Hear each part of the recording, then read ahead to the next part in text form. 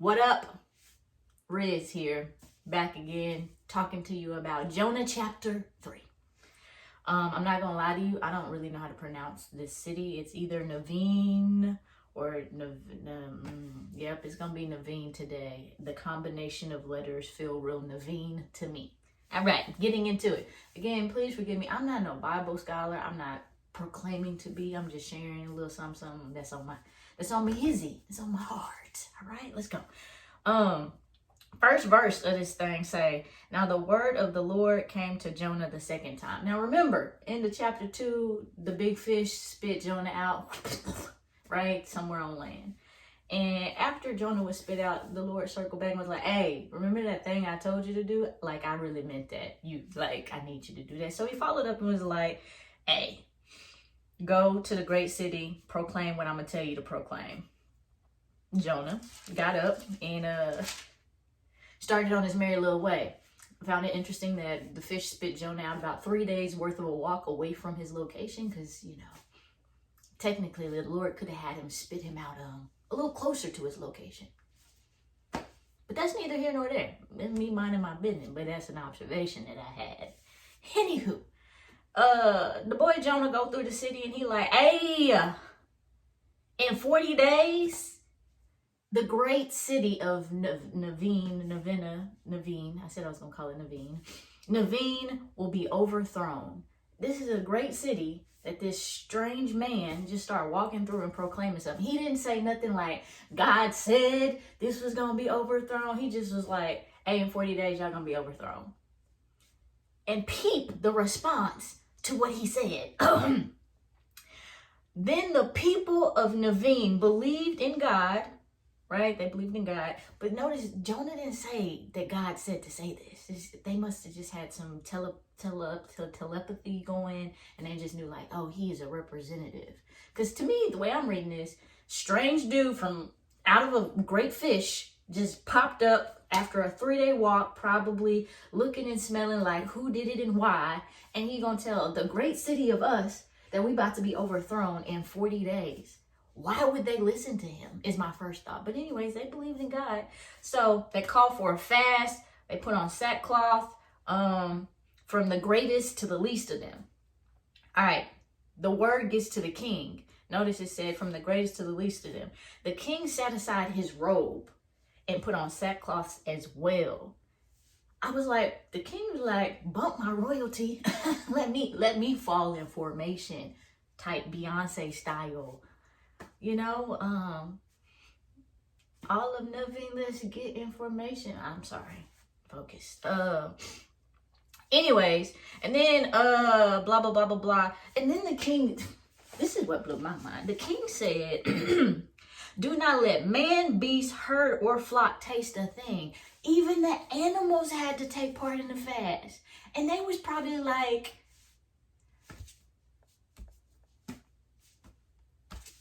bruh, but anyways, all right.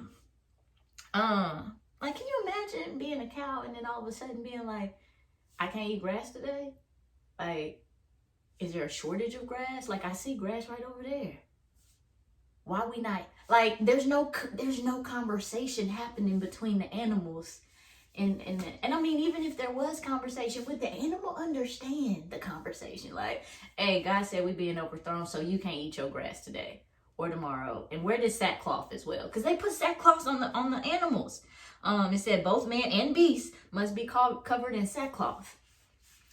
Let's talk about the level of faith, right? Like, they were doing this with absolutely no promise that what they were doing, because this is a petition that they're doing right now. They're fasting. They're in sackcloth. They are not eating food. They're fasting to petition God, to save them from being overthrown.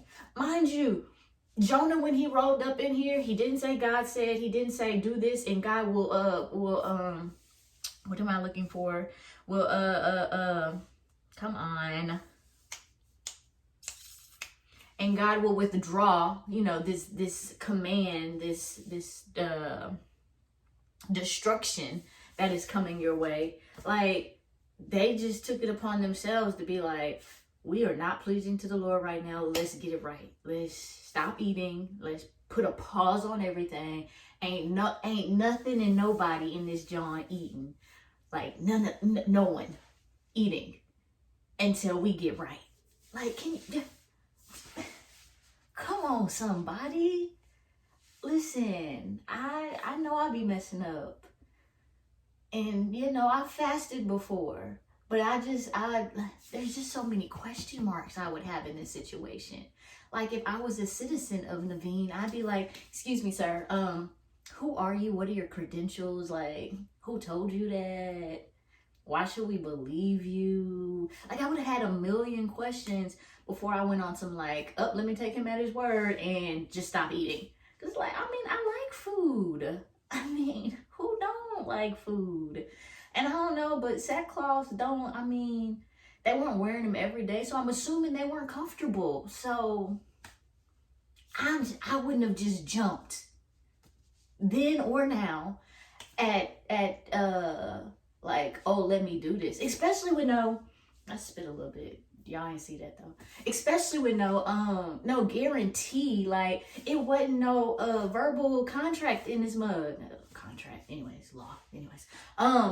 There was no agreement out there. It wasn't like, you do this, this will happen. They just took it upon themselves to be like, hey, maybe we do this, this will happen. And so, all the men called on God earnestly and hold on. This is the king talking. The king said, let all the men call on God earnestly, that each may turn from his wicked ways and from the violence from which is in his hands. And hopefully, it says, who knows? Who knows? They didn't even know. It said, who knows? God may. They doing all of this on some possibility. M-A-Y. May. God may turn and relent and withdraw his burning anger so that we will not perish. Can we talk about the level of faith of these people in this great city? See, they wasn't great by happenstance. They was great because stuff like this. Like, what? Who knows? God may. So let's all be in alignment.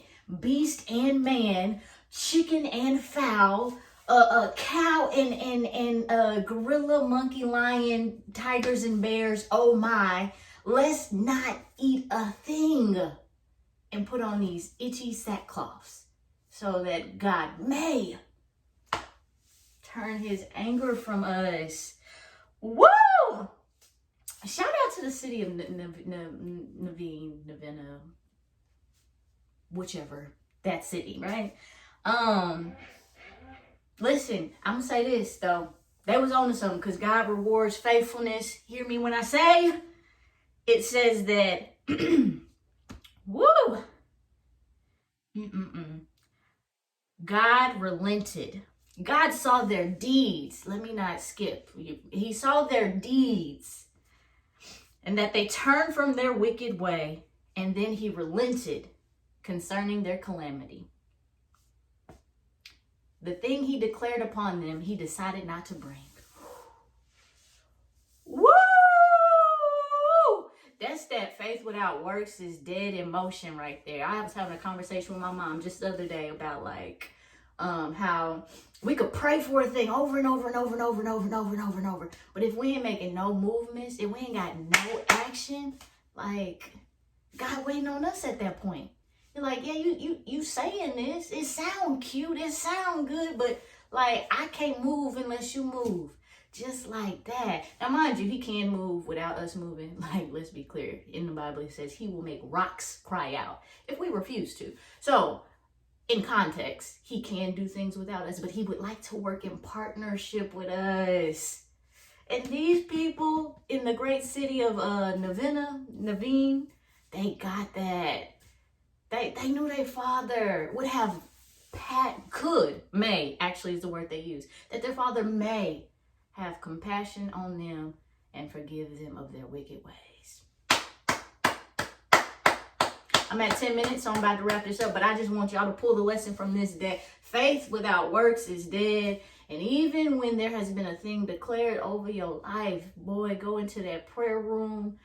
There's a movie about War Room, I think it's called, about the power of prayer. I know some praying folks who have been believing God to move mountains. And, you know, listen, the God that parted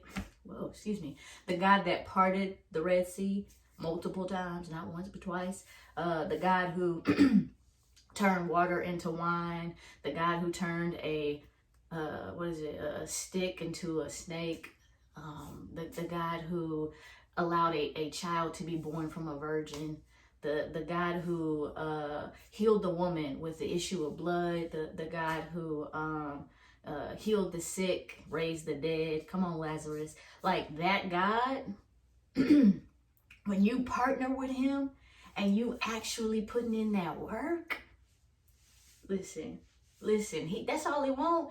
He want us to show him that we have faith in him, that we believe. Like, think about it, back to parenting, right? Your parents, especially your father, like when you out here on some, like, my father is untouchable, he's Superman, like that brings joy to your father when you bring problems to him for him to help you solve, because that means that you have trust in him. You trust his ability to help you get to a solution. Like, that's what our Heavenly Father wants from us. He wants us to trust him with our issues because we know that he could bring a solution to them. But we be out here just determined to do stuff on our own. I'm guilty. That's me.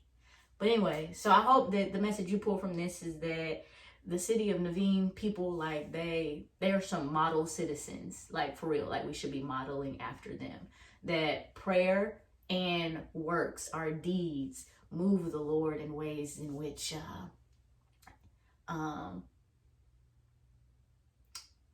moves the Lord in ways in which we probably, you know, won't be able to accomplish without. I don't know where I was going with that. I'm sorry, I got off track. I had a thought, ran somewhere else. But anyways, just know that our prayers plus our deeds move the Lord. And in this case, it saved this whole entire city.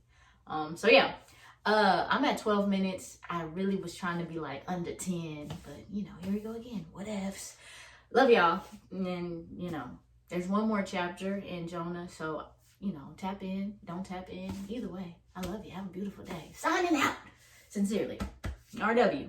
Peace.